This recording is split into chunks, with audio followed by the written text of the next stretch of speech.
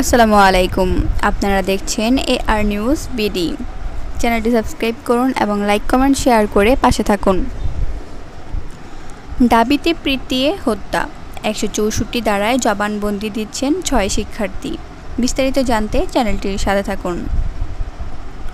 ঢাকা বিশ্ববিদ্যালয়ের ফজলুল হক মুসলিম হলে চোর সন্দেহে গণপিটুনিতে তোফাজ্জল নামে মানসিক ভারসাম্যহীন এক যুবককে হত্যার অভিযোগে দায়ের করা মামলায় গ্রেফতার ঢাকা বিশ্ববিদ্যালয়ের 6 শিক্ষার্থী। আদালতে ফৌজদারি কার্যবিধির 164 ধারায় স্বীকারোক্তিমূলক জবানবন্দি দিচ্ছেন। শুক্রবার মামলাটির তদন্ত কর্মকর্তা শাহবাগ থানার উপপরিদর্শক আমিনুল ইসলাম তাদের আদালতে হাজির করেন। এরপর আসামিরা স্বেচ্ছায় দোষ স্বীকারোক্তিমূলক জবানবন্দি দিতে সম্মত হওয়ায় তা রেকর্ড করার আবেদন করেন তদন্তকারী কর্মকর্তা। আবেদনের পরিপ্রেক্ষিতে ঢাকার মেট্রোপলিটন ম্যাজিস্ট্রেট সাদ্দাম হোসেনের আদালত তাদের জবানবন্দি রেকর্ড করছেন। আদালত সূত্রে এসব তথ্য জানা গেছে।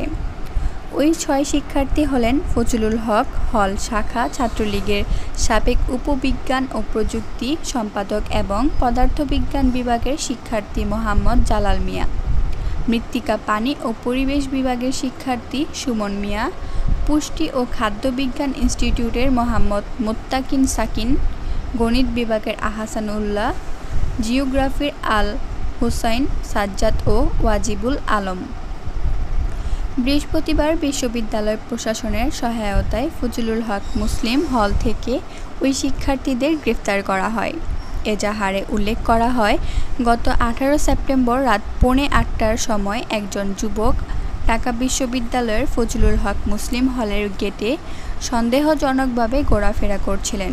এ সময় বিশ্ববিদ্যালয়ের কিছু ছাত্র তাকে আটক করে প্রথমে ফজলুল হক মুসলিম হলের মূল ভবনের গেস্ট রুমে নিয়ে যান।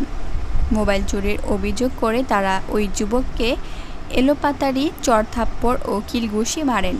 জিজ্ঞাসাবাদে ওই যুবক তার নাম তোফাজ্জল বলে জানান।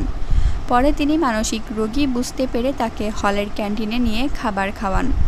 এরপর তাকে হলের দক্ষিণ ভবনের গেস্ট রুমে নিয়ে জানালার সঙ্গে হাত বেঁধে স্ট্যাম্প, হকি স্টিক ও লাঠি দিয়ে উশৃঙ্খল কিছু ছাত্র বেধড়ক মারধর করলে তিনি অচেতন হয়ে পড়েন।